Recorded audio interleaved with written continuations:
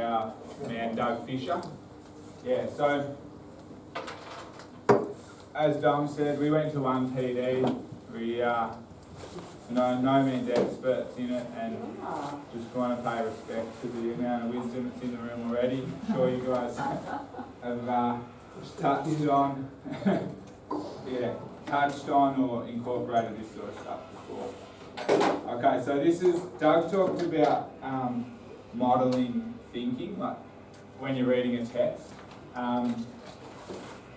So I'm going to give you a couple of examples of what it means to model, some thinking or model thinking about reading, getting meaning and context from some text. So, white model, you can see there, humans mimic and imitate. Sort of like how I'm mimicking someone that knows what they're going on about. The students are going to see how you think by you speaking out loud, thinking out loud. So this is one way. I've sort of put some handouts of the next 3 slides up for you so you can refer back to them. Show student how you work out the meaning of a word. So, looking, you know how you can look, you don't know what the meaning of a word is, but you sort of work it out just by what the sentence, sort of the context of the sentence. A lot of students don't know about that. They'll just look at the single word and be stuck on it, they won't move away from that word. So you might want to say, I worked out that this word probably means X given this context. I'm going to give you some text later and you'll be able to try to apply that yourself. Look outside the word, look inside the word, look further outside the word. So ask people. Students can help each other and learn from that.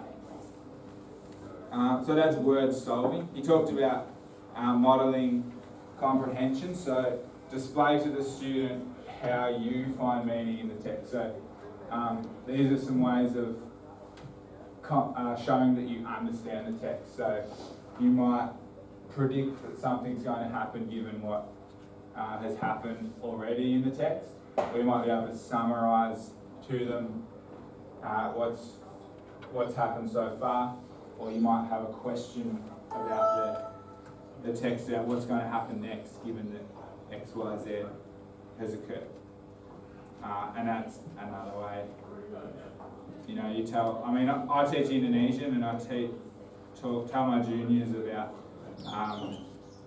capital letters can be giveaways for certain names and things like that.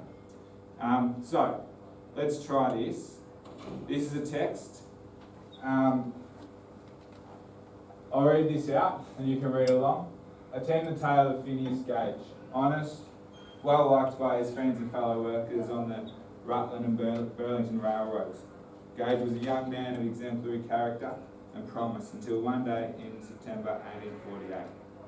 While tamping down the blasting powder for a dynamite charge, Gage inadvertently sparked an explosion.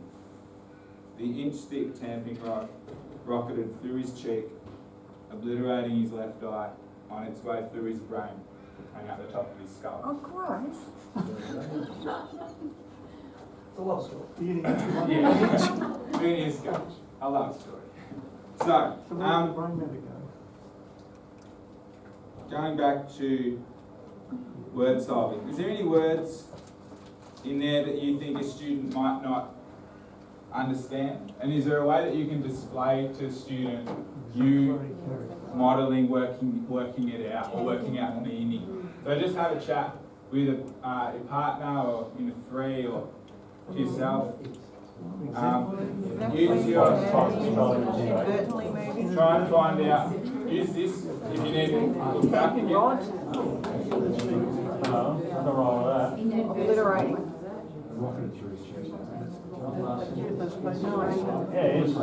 Hugh, where do we get the sheets? Please?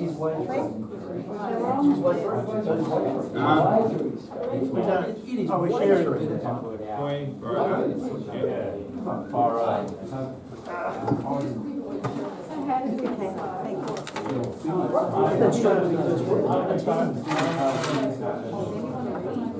well, if you look at the first one, exemplary. I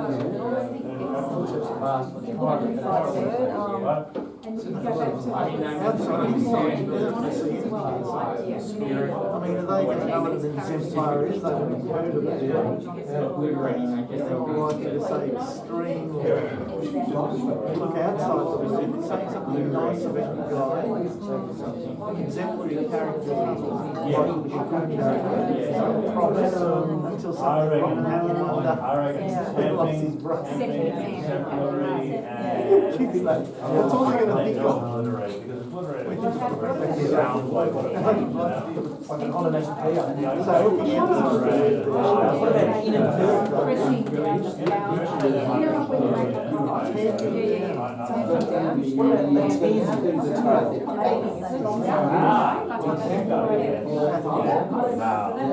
About exemplary. they put the dynamite in the hole and it's just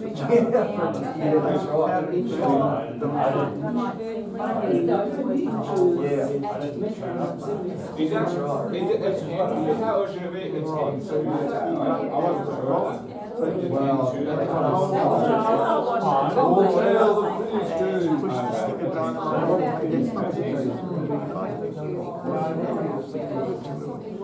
Alright, is that enough?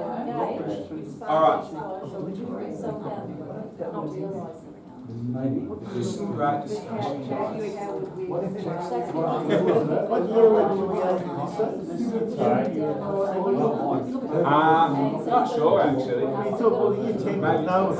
Yeah, you're probably more a junior, yeah. Maybe year 7, 8. Yeah. Well, even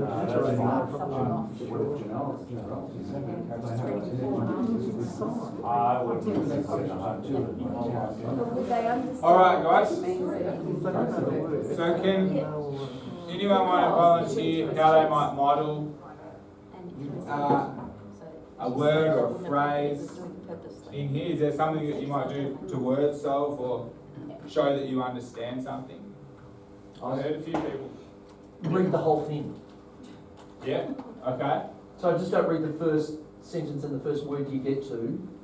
Sort of stop and And go, oh, I don't understand, and then stop. And Yeah. tune off. Yeah, Read the whole thing because it might then, you know, the next sentence might inform the, yeah, the context. that's right. Yeah, yep, good. Well, that's sort of important for the exemplary. If That's you right. read that and say to the class, put another word there, even though they might not know what exemplary means, he's obviously trying to compliment, say he's going to got a promise, and he's going to have good character, or he's going to... Yeah. They'll put lots of other words there. Yeah, Well, yes, that's it. exactly, yeah. That's just the fancy way of saying Before it. they even before they even know what that word means, they already sort of, But they'll know that it's good, or Yeah. fantastic, special, whatever. yep. Can? You said what I was going to say. Yep. So if you take the word out and put another word in, Put that another they word. think it's about, Mm. would the sentence still mean the same? And then you from that place you get you've got a good platform to talk about then why was that word specifically chosen? What is different about that word? Yeah.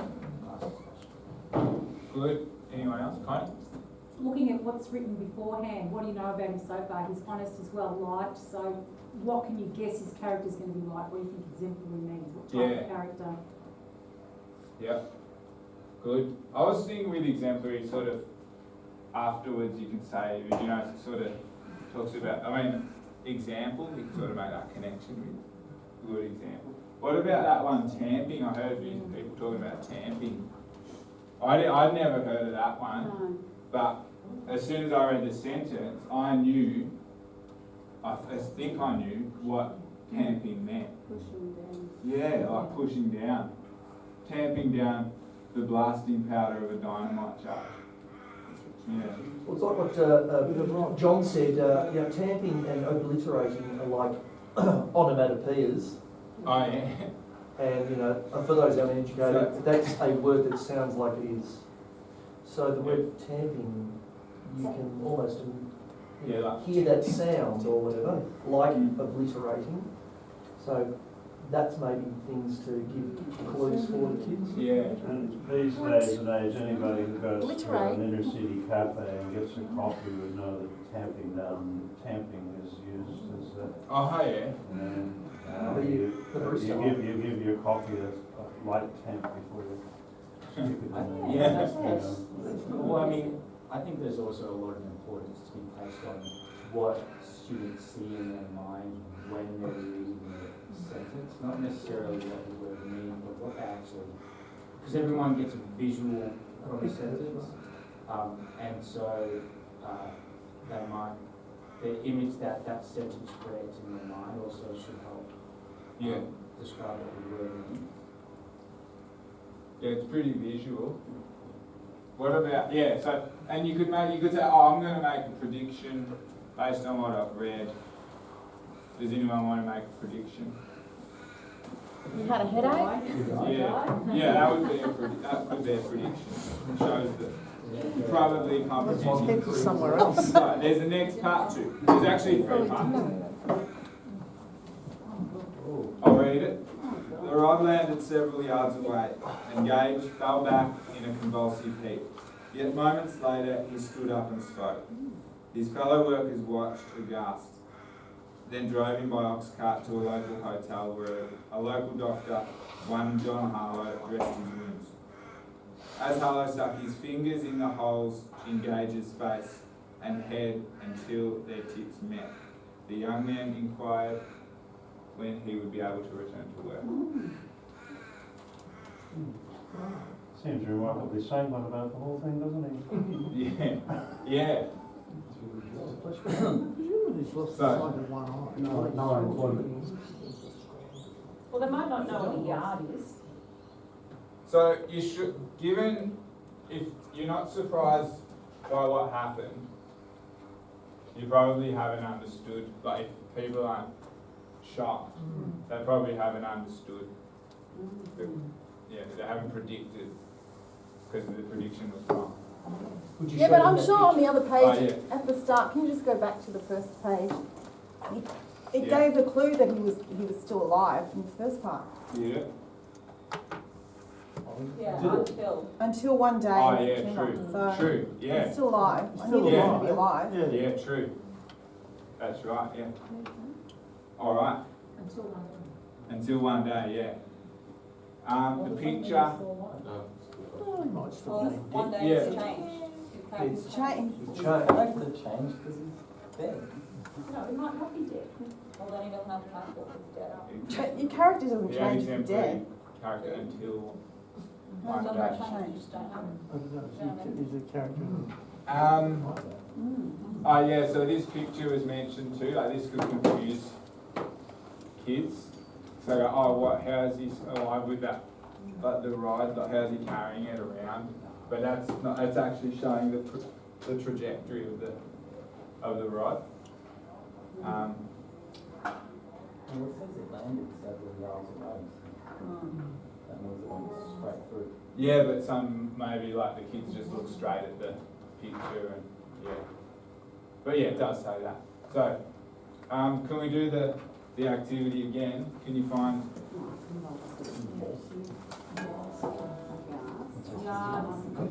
yeah, convulsive, that's a good one. How could you model that how are you getting meaning from that word?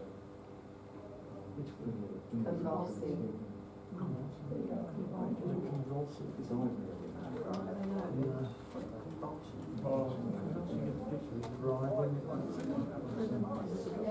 Colin, that's another on to make it Convulsive. Yeah. Yes, it's almost, isn't it? Yeah. But you can easily describe what convulsion is, just visually. And also they should know what kind of word it is. And he's in a heap, so he's all. It's an adjective that's described, you know, Yeah. it's a descriptive. It's some kind It's of falling heat. into a heap in a particular way. Yeah. The way that he fell into a heap. So what way does it suggest? Also, the word heat, what the doctor said, that sort of informs maybe what the convulsive means. sort of Yeah. fell into the wrong. Also looking at what just happened, how would you expect him to? He's not gonna plan any more joyously. No. You know what you float into where you know. Yeah, I mean convulsive could mean, yeah, could mean lifeless too, if you didn't know.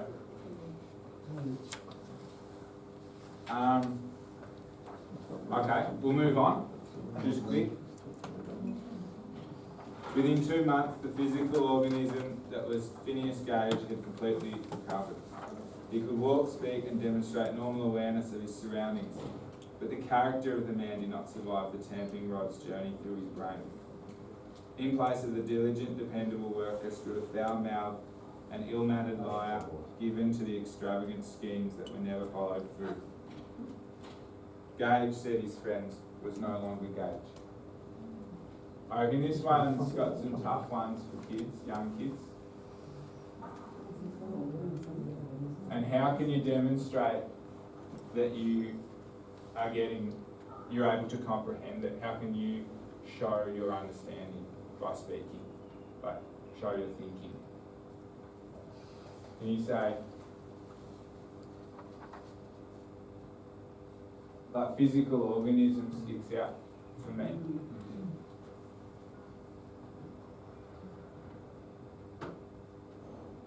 But like, it might be off topic, but his actual name sticks out to me.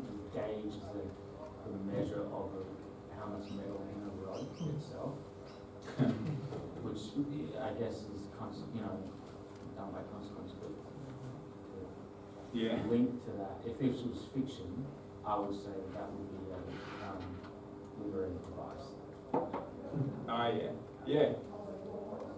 A gauge, the yardstick, tamping rod.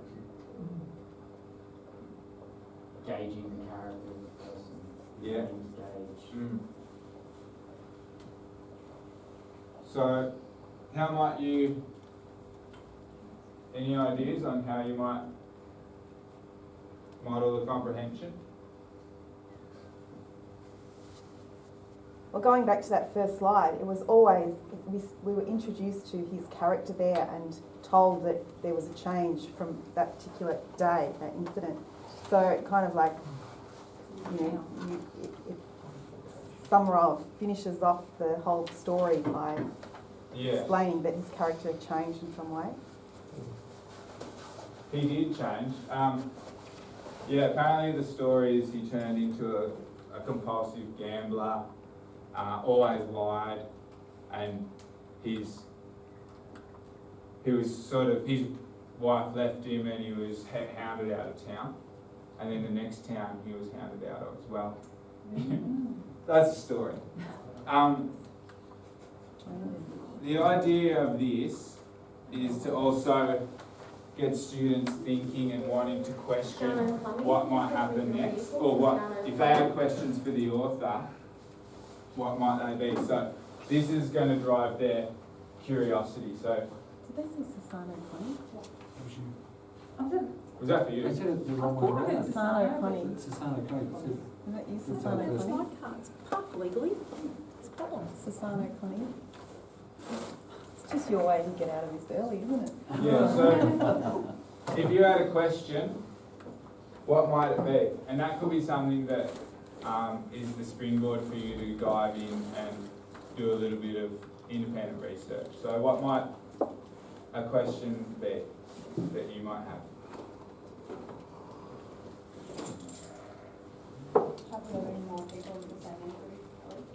Have there been more people? Okay, yeah, good. That's, What was the question? have there been, has the same injury happened again in since and similar sort of outcome? Same injury, similar outcome, has that happened?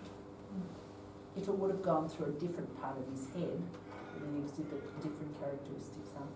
Yeah, so you will start looking up what part of the brain did the rod hit in Phineas Gage, you'd go in there. What about the the doctor putting his hands Oh, yeah. into his head. Did you get infected? Yeah. Like it was 1848 and a doctor's sticking his hands through some guy's head in a pub. Yeah, drink this, mate, whiskey. Yeah. One thing that was interesting to you, wasn't it, when he said, because the rod was so hot, it basically cauterized itself as it went through. Yeah. So that's why the infection, if it had been cold when it had gone through, the germs, it would have been, Yeah. it's like, wow, it was just like Well, the angle that wouldn't it went through, just amazing Yeah. fortune. Really. And that's what a student would learn if they were to think, why didn't it get infected? Like he could, or she could find out, yeah, like what Dan said, it was the heat of the rod. Well, There's actually a scene in, what's the, Cormac McCarthy's, forget the name, but All the Pretty Horses, Yeah. where somebody does exactly that. He takes out his rifle and he just jams it into his leg and cauterizes the wound. Yeah. Yeah, right, okay. Yeah. So that would have been normal practice in those days. Yeah. They either amputated or they cauterized with a hot blade of some sort, because there was nothing they had to stop infection. So if you left an open wound, you just died of infection. If you heated up a piece of metal and put it on the flesh, cauterized everything, sealed the bleeding, killed the bacteria Yeah. that they didn't know about. So that would have been common practice back then. That would not have been surprising. He might have known, the doctor might have known. Alright, so, just moving on quickly. Dominic. Tamika, sorry. Yeah, student Dominic. Tamika said, has it happened in the past? And this, has it happened since? And it has happened since. This was, I think, 2006 or something. A student might go on and learn about this story about this guy that was had a nail gun and one went missing, and he didn't find out until 6 days later or something like that. He went to the dentist because he had toothache, and eventually had an X-ray, and this happened. And this guy, Patrick, exhibited the same symptoms that Phineas Gage did of a compulsive gambler, high-risk taker, liar, swear, really heavy swearer, those sorts of things. So, don't really have much of a science bone in my body, but you might be able to, there might be a connection there, a relationship between the injuries. Frontal lobe, lobotomy. Yeah, Frontal frontal cortex, yeah, something like that. Yeah, lobotomy. Alright, and this is that's the rod, and that's Phineas Gage's skull. A bit of tickles on the way through. Yeah, that's the rod, yeah. Far out. I was thinking of a smaller one. It never left his side. I thought it was a really interesting part as well. So he used to carry it around with him everywhere. Oh, yeah. Tell stories with this is what from There's a question. cool little party. Right? True. Is it a true story? Yeah. Is that a true Yeah, so story? apparently, Yeah. the importance of the story is that Right. people's study of Phineas Gage basically gave birth to neurology. Okay. So no one knew that a brain injury could alter someone's personality. That's By right, yeah. studying this, they actually were able to create a completely new arm of medicine, which was neurology. And that's the thing that stood out to me while Doug was talking about this, was that, A, where did you get this story from, and why is it so important to talk about outside of the trivial nature of someone having a road that was and his personality changing, not dying. And the real importance of it outside of the obvious was that through studying this, this was the case that created neurology. Yeah. The trivial nature of it gets the inquiry Yeah, going. Yeah, they want to learn more. I think they look at it a fair bit in psychology. yeah, Yeah. yeah. Yeah, Yeah. like we touch on it in science, in junior science, but just when we're doing the brain. Yeah. But then in psychology, they've gone into detail. Yeah. All right, that was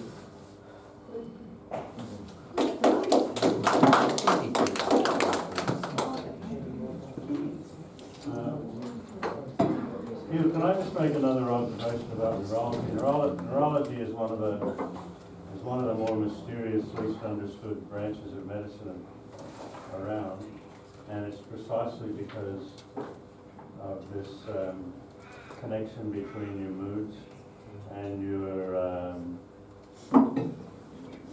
you know, your physical condition.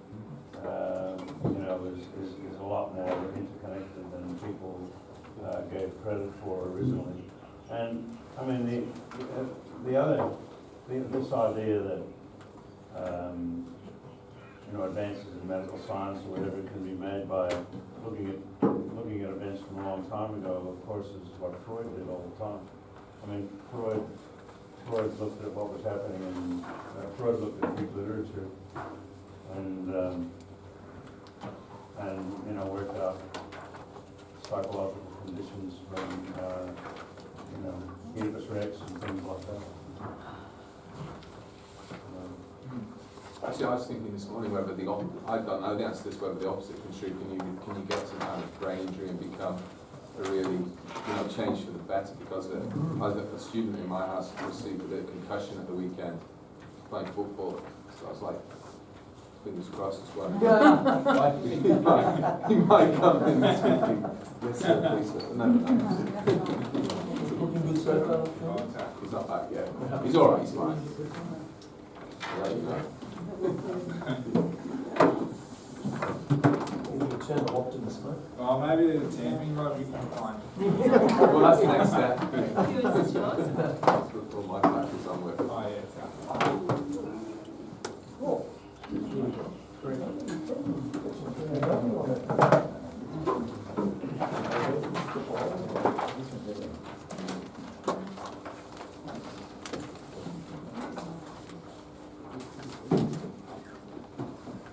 Okay, what we've given you is a handout, obviously, and it's the downloaded from the Victorian curriculum.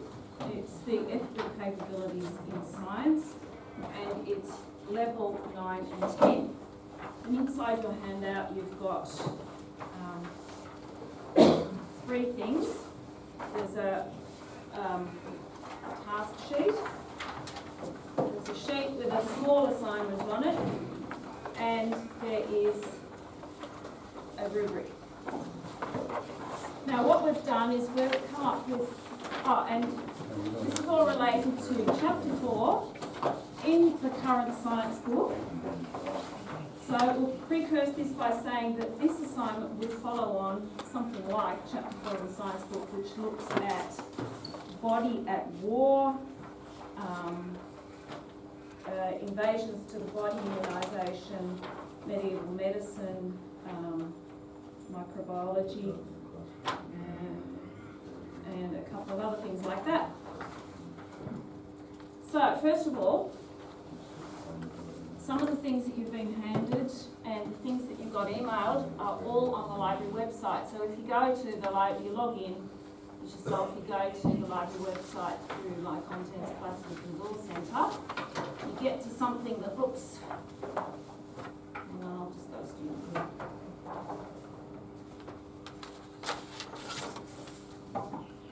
Go to something that looks like that.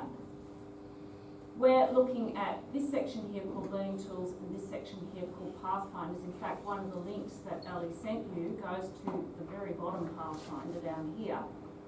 And later on, Jim will talk about the ethics of antibiotics. It's just the online marketing rubric, but we couldn't link it within the book, that is, in on antibiotics. So, the very first thing we would like you to do is just quickly read this short assignment outline headed United Science Antibiotics in the World's Population.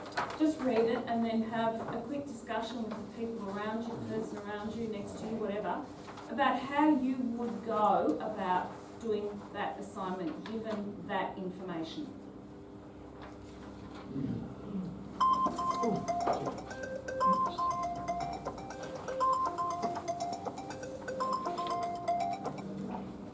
I wouldn't know. First we'll go in the art room and steal some paper. Mrs. Bristow, can we have an A3 size poster?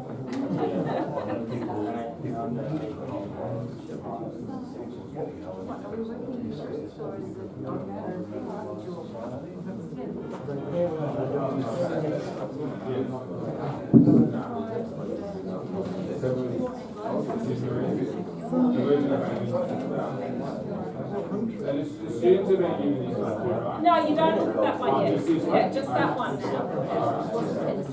You haven't read, got ten, you haven't read that already. No, you haven't read anything else. No, you just read this one. Post a paper, then I'd have to put subheadings.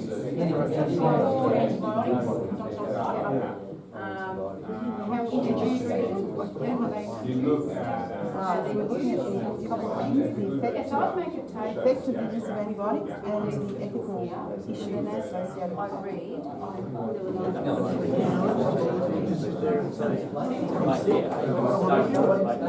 What ethics are involved there? I don't think in terms of ethics. I'm in pain. Get rid of the bugs. Give me the antibiotics.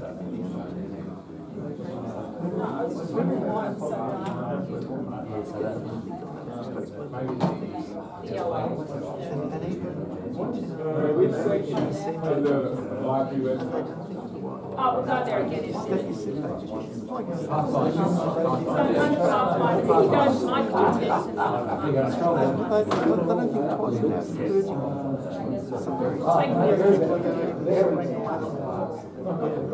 Physically, I would hate that I would do that, yet they don't. They don't have. Just talk about how one. Yeah, okay, have we had enough time to chat about this? How you might start this, given this sheet of paper. You're a year 9 student or a year 10 student, and you've been given this piece of paper, or you're even a teacher, and you've been given this piece of paper. How would you start? Anyone? Use the questions. Use the questions, yeah. What would you do with the questions? Google. Why Google? Okay. The answer's alive. I'd make a table with those headings, Yeah. and then during the research, just jot down points under each heading. Yes, you may agree. You can't do it like this. Anyone else? I said, because it's supposed to break up the sections of the A3, so I'm supposed to and dedicate each section to each one of these points, and not just getting the answers visually rather than just Anyone else? You need to determine who the audience is. I don't know if every 9 would think like that though. Well, They should though. They should be able to. That should be one of the questions they ask is who's this geared at? I might ask why, why we do this. Because you just finished chapter 4. This might motivate me to put more effort in. Going on your What's the report. point? Yeah. Go on your report, Dan. It's going in your report, yeah. Why not? All right. That's an example of what we would typically come across in the library when, well, not so much now, but in the past, we get this from a teacher. And we then go about trying to find resources. So now let's have a look at this document here, what it is.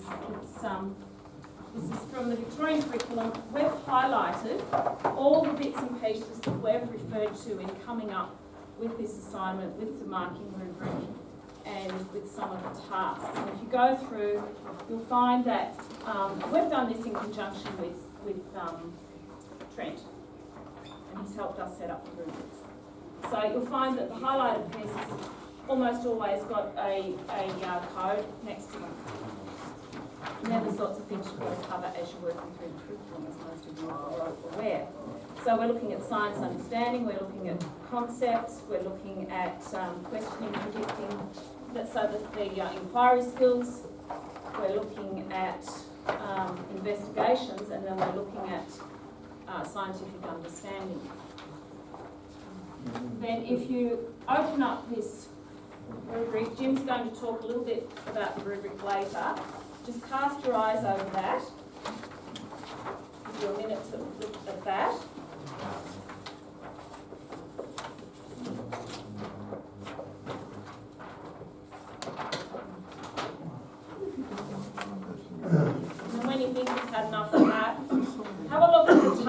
sheet and start reading through that.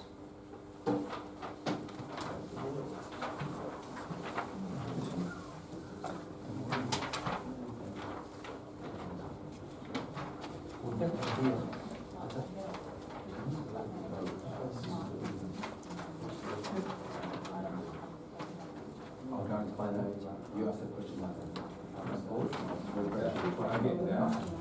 So, Good done. yeah, no. Maybe it's, different. No, we actually got a huge emphasis. We're looking to advise on that.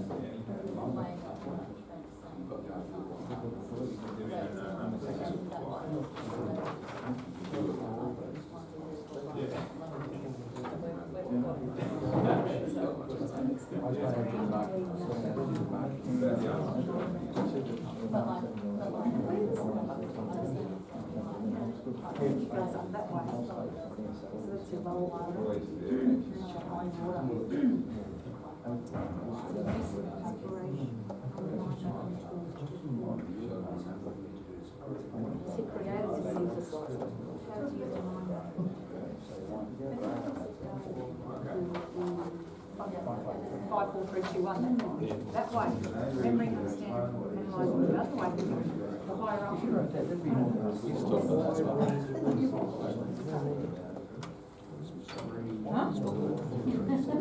Rather than that data, that's remembering.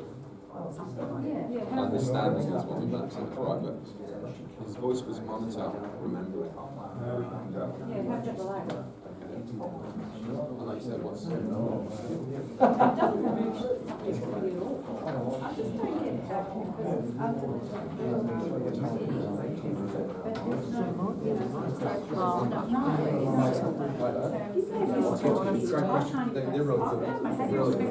This is what's going to happen.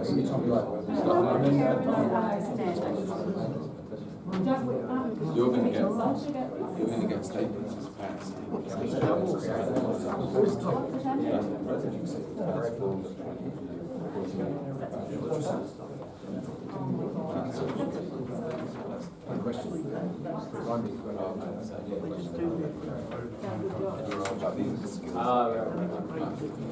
Take it on a step. I think that's Yeah, no, I think you're right. Just,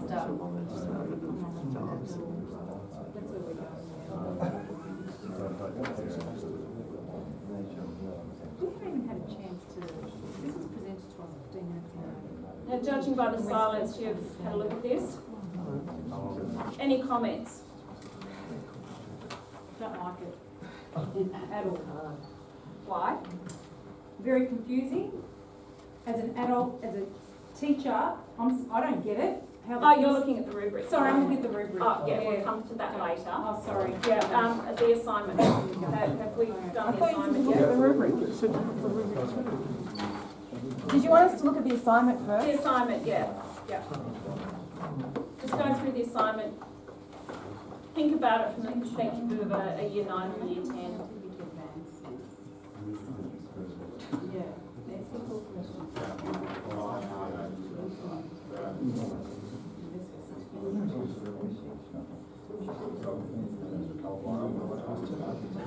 Is anyone here colourblind? We apologise. If you are colourblind, some of the colours may not be easy to read.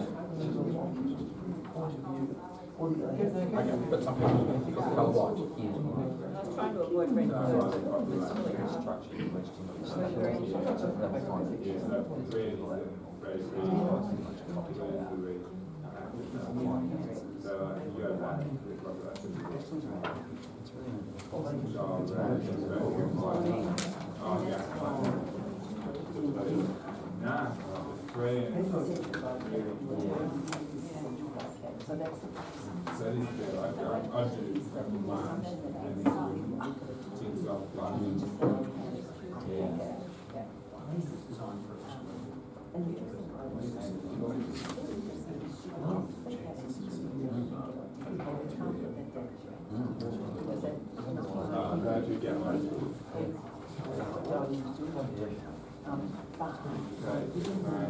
Yeah,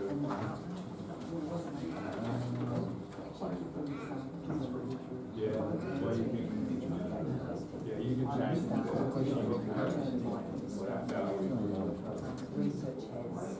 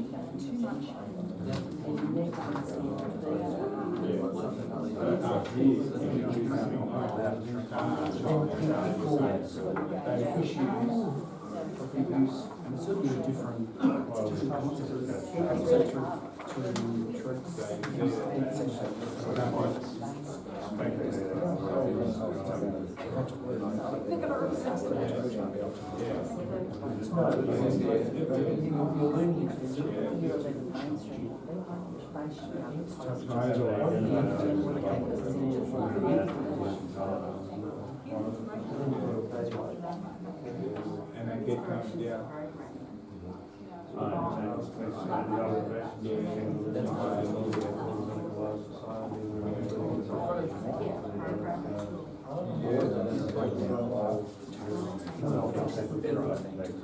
Okay, folks, just in the interest of time,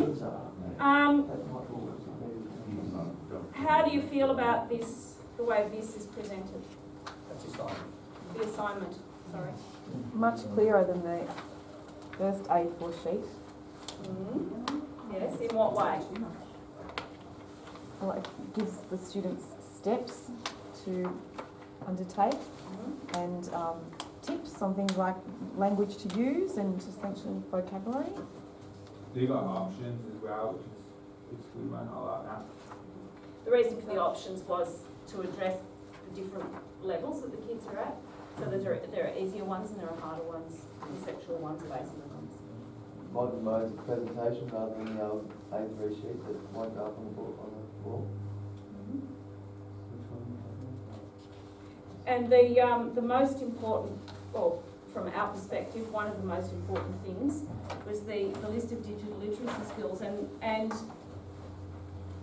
it's only in a small box, but it's those skills that go behind everything that has to be put into the assignment, and that's what we'll come up to next with Diane. But I'd first like to show you that one of the things on the list, the very first thing on the list of digital literacy skills was the use of a mind mapping tool. All the kids have got inspiration on their laptops, and on the website, which Diane will show you later if we've got time, in all of the A rooms, Sandra has put posters with different kinds of tools that you can use, and we've got the tools on the library website that are on all of those posters, like there's reasoning, analysing, Remembering. remembering, all of those things, yeah, and the different kinds of tools that you can use to do those tasks. So, Yeah, we can staff get inspiration yes, like that. yes, it's on the Pathfinder. Yeah, we'll come to that. I just want to quickly show you something very quickly done today on. Okay. Now, to get to that Pathfinder, I'll just show you again. We go to My Contents, slip down to Placidus Resource Centre. That's our landing page, and there's lots of sections there. We're referring to this one, which is the Learning Tools, and this one, which is the Pathfinder. We're going to the Pathfinder first, and that takes us to the one that we put together for this session, and I'll hand you over to Diane.